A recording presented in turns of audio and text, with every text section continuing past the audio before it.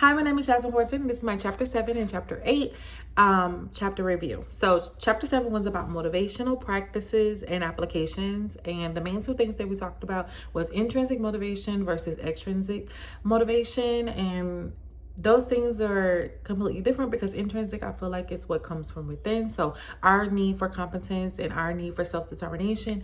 Extrinsic is the expectation of rewards or the avoidance of punishment and negative rewards. So we don't like to see negative things happen when we're trying to get things done.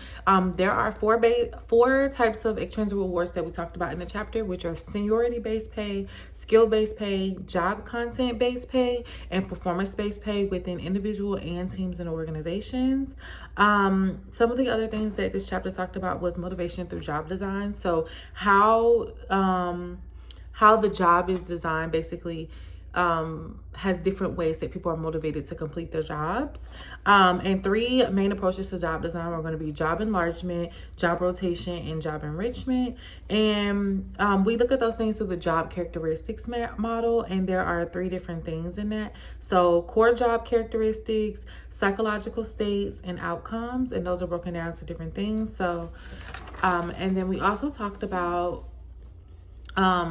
the different things that could motivate people for their jobs, and that's non-traditional work schedules. And some of those things are different types of schedules. So flex time, which is like customized work hours,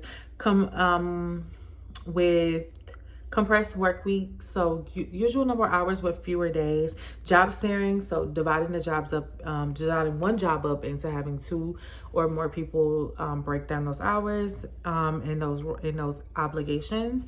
And then 4, which would be remote working, so which is very popular right now. And it helps people with either having a flexible work schedule, and sometimes it kind of hurts because sometimes it's kind of hard to let go of the job once you're at home.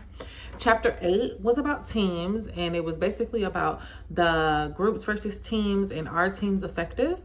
And most of the time teams are effective based on the management that they have. So the management is definitely what makes or breaks the team. And some things that can hurt the team is if we're not being collaborative, and then we have to be sure of our goals that we're trying to do as a team. And if we're staying through those 5 stages of becoming a team, forming, storming, norming, performing, and adjourning, then it goes in a better direction.